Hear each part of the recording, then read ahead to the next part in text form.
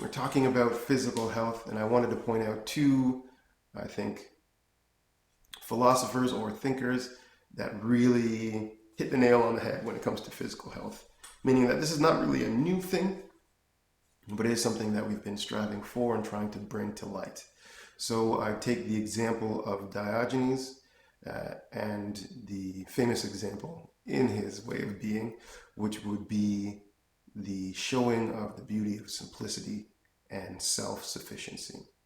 Now, he was extreme in it, per se, but he was choosing to embody fully his philosophy and therefore seeming extreme in contrast to show people the difference between what self sustaining things are versus material, fading things. So, one example that comes about to my mind is that of the story of Diogenes lying down in the sun, taking in the summer weather, if you will.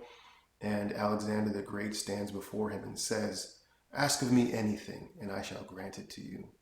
Diogenes opens his eyes slightly and says, "Step out of my sun." Meaning, symbolically, that I have everything I need already, and anything you may offer me is not necessary for me to enjoy myself. Very self-sustaining. Kind of in fact saying, even if you gave me these things that you feel are valuable, they would have no value to me. Again, this is completely contrast to, I've conquered so many things, I have so much money, I can do what it is that I want, people fear and respect me. However, Diogenes, being the embodiment of self-sustainability, says, I need none of these things. And please, if you just move out of my sun, this would be best. Thank you. And continued. So I think that is a very strong picture of physical health in the sense that he is using internal resources to meet the challenges of life on a very, very basic level, which is, I guess, the most natural level, if you will. Now, that being said, we are going to shift to a completely different way of thought in the sense of how it expresses itself visually.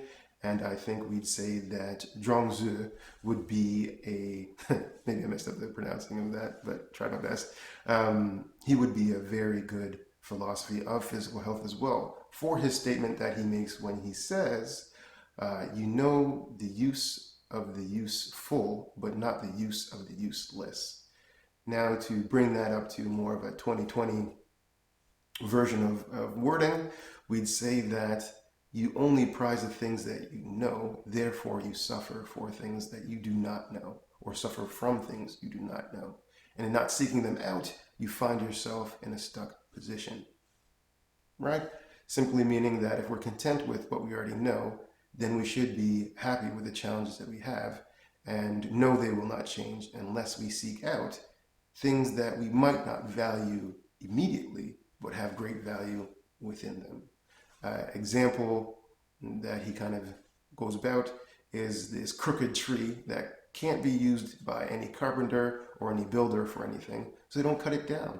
But it remains and still gives shade and still has the ability to provide for animals, shelter, and all these things. So a useless physical thing, in the sense we can't repurpose it for anything human, still has its nature happening and its ability to provide great things because we have not found a purpose for it. I think this is also a very physical way of looking at things, where we're not seeking our own purpose from them, but just the things that it affords. Which brings me to my next point of affordances, which is kind of a theory saying that all the properties a thing has in it can be utilized by that thing. So we would say that, what's a good example? A chair can allow me to sit on it. A chair can also allow me to stand on it. A chair can also allow me to, let's say, relax in comfort. A chair might be something that props the door open. So there's lots of things that you could use a chair for, but might not be the essential purpose of a chair, just sitting, right? So all these things still exist of potentials of the chair. I guess that's the way we put it. So that being said, the challenges that we face today is anytime you extrovert what we call an internal resource, we lose contact with it, right? This is very easily seen, and I'm a victim of this too, I guess, with the idea of the invention of a calculator. So now that we don't have to do the math in our head, we don't rely on our minds to do calculations. We use the calculator to do so. If we don't rely on calculators at all, math becomes very blurry for us. But if you go back a few generations, math is done in the head like no problem. So we've extroverted that quality to something that's not us and then forgot about the value of it. Then it's harder to bring back internally. It takes more work to reintegrate this thing. We see this also with creativity. People on TV are creating things. I see them create things. I create things that they create, but I'm not the creator. So I lose that whole experience.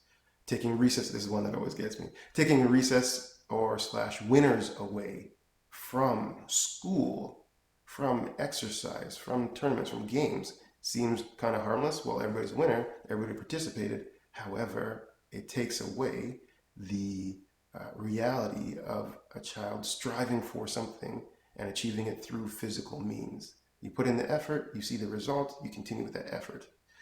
This is really the main affordance of having a winner in a game, not to make other people feel bad, but to show that dedication work, or to show that a person can be naturally talented in the physical realm of things versus the academic realm of things, the mind world, allows there to be enough contrast to see the value of each. I think that's another way to sum up that experience. So often I find in modern day living, we've extroverted so many things to technology that we've, I wouldn't say completely lost, but we're having a hard time reintegrating them.